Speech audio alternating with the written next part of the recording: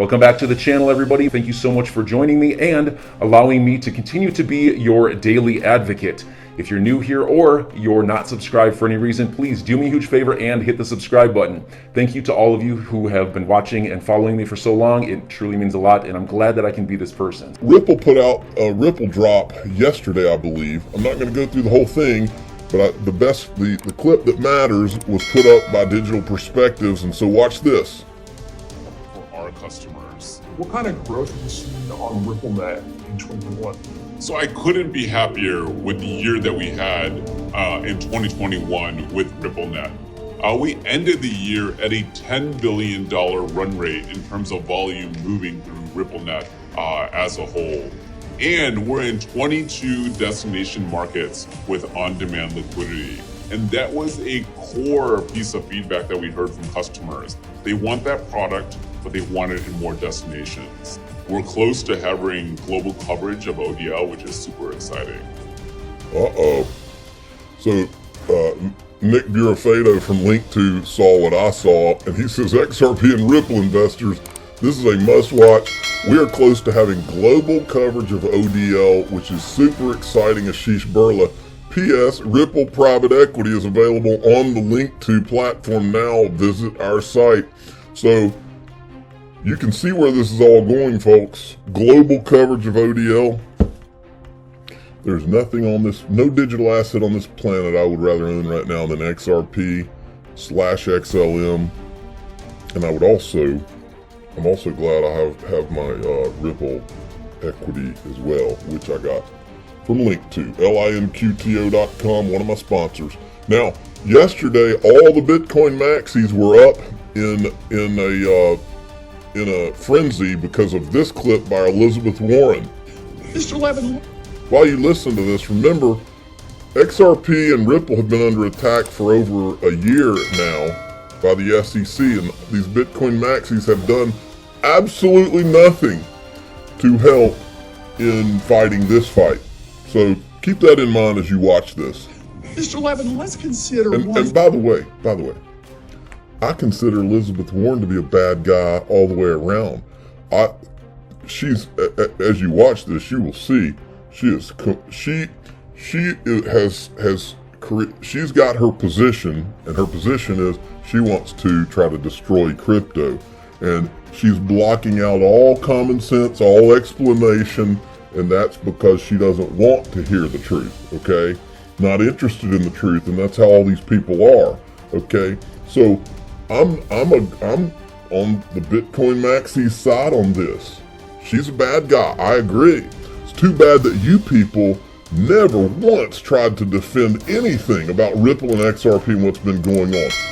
And John Deaton has told all of you from day one that this is going to affect all of you, and now they're coming for you. And so, even though you deserve what you're getting at this point, we're here fighting the fight. We're going to continue to fight the fight. I want a level playing field for Bitcoin, Ethereum, XRP, Dogecoin, whatever, Shiba Inu. I want a level playing field for all of it.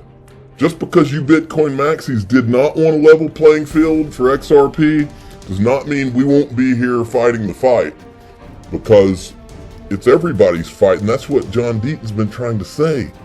His cronies, who already has $1 billion or so in crypto, that he wants to hide from the governments that are enforcing sanctions.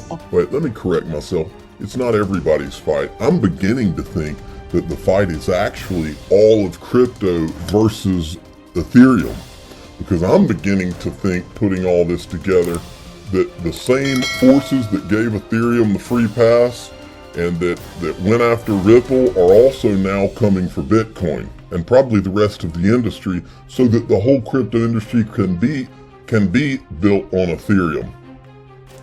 That's what I'm starting to think. So you Bitcoin maxis, you ought to be getting nervous and starting to help the fight. Oligarchs. Now, can this oligarch make it harder to trace his money if he hops from one blockchain to another, if he deposits those tokens into a couple of wallets that don't require him to provide identifying information, and if he uses a mixing service that launders his money with other people's money? Thank you, Senator. So the The scenario that you described, where an oligarch has $1 billion to be able to launder, requires significant amounts of liquidity to be able to obfuscate that amount of money through the use of cryptocurrency. In fact, many times we've been able to identify. I'm sorry, let me just remind you of what my question was. See, she doesn't want to hear it. Now, I'm not going to play the rest of that, but he basically tells her there's not even enough liquidity for these Russian oligarchs for all these people to try to use crypto for their purposes. There's not enough liquidity for it to even work, and just blows her entire argument out of the water. But she doesn't want to hear it. She's not interested in the truth. She's interested in her narrative that the bankers, probably JP Morgan and the boys, have told her that she's going to tote. Period. Now, I also put this in. I said, notice Elizabeth Warren in her crypto tirades, she hasn't done squat about the Ethereum security issuance or the disguised whales in the ICO that founders helped hide. I'll just play you a little bit of this. You've probably seen this before. Look at this. ICOs are fraud, speculative, and speculation drives innovation. So they're very important in creating foundational infrastructure.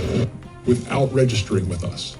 And folks somehow got comfortable that this was new and it was okay. And it was not a security, it was just some other way to... They got comfortable, Jay, because you let the ICOs continue. You didn't go to the root of the problem, which was Ethereum, and stop it. And that's the question. Why didn't you? It's money. Well, I disagree with them. So it is not new, it is new, but it is not okay, and it is not another way to raise money. Correct. Okay, so she was going after him and talking about all that back then, but she doesn't say a word about Ethereum now. Why is that? Now also, we've got our hypocritical Chamber of Digital Commerce, who hasn't done anything to support Ripple in the SEC lawsuit, or John Deaton, who represents 65,000 plus XRP holders. They haven't done a thing. Perion Boring, who runs it, hasn't done a thing, hasn't lifted a finger to help in on these fronts. But the second that Elizabeth Warren comes out and just farts in the direction of Bitcoin, Perion Boring, she's right front and center on CNBC, and has to defend Bitcoin immediately. This needs to be addressed by this industry. We've got industry groups that are holding themselves out as industry groups, and they are not supporting the industry. They are supporting Bitcoin and Ethereum. Prove me wrong. I want to be wrong. Prove me wrong, Chamber of Digital Commerce, Perion Boring. I want to be wrong. I want you to show how I'm wrong. Do it today. So give John Deaton a call. Get on board.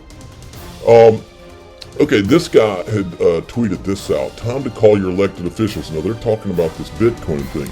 Now, I'm starting to put all this together in my mind. If you remember, just last week, the EU was about to propose legislation or something to ban Bitcoin. You remember that?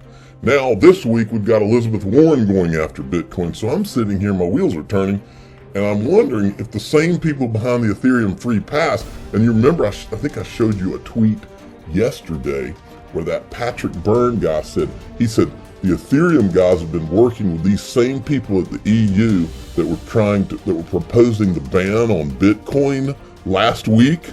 He said that these same people have been working with them from day one. And so now I'm piecing all this together. Are the same people who engineered the Ethereum Free Pass and who sued Ripple, who wanted to sue Ripple, are the same people now trying to engineer something against Bitcoin? You Bitcoin maxis, you might want to quit watching all these Bitcoin maxi BS shows where they're trying to show you charts about Bitcoin and what they predict it's going to go to, and start paying attention to what's really going on with XRP YouTube channels, because we're the only ones I can tell that are actually telling the truth about what's really going on. All right, moving along. Speaking of, the CoinDesk was gushing about this Aaron Wright guy in a tweet. Meet our Consensus 2022 speaker, Aaron Wright. He's the co-founder of this and da-da-da. He also played a role in helping Ethereum launch. But Let me give you another thing he did. He was involved in the Brooklyn Project, which was what according to Charles Gasparino, Andrew Keyes back in 2018 told him that the Brooklyn Project was sanctioned by the SEC and the CFTC, and this guy was one of the ones working on the Brooklyn Project with those guys. They are the ones responsible, partially responsible for the Ethereum free pass and everything that happened around it. Now, yesterday, James Flan came out and made everybody in the XRP community aware of this Coinbase lawsuit, a lawsuit from this guy, Underwood versus Coinbase, okay, where they're suing, saying that that Coinbase offered and sold unregistered securities listing 79 tokens, all right? So enjoy your day, everybody. I'm always here for you. Leave any comments or questions below, and be sure to subscribe. But thanks, everybody. I really appreciate you. Enjoy your day, and I always have your back. So thanks so much, everybody.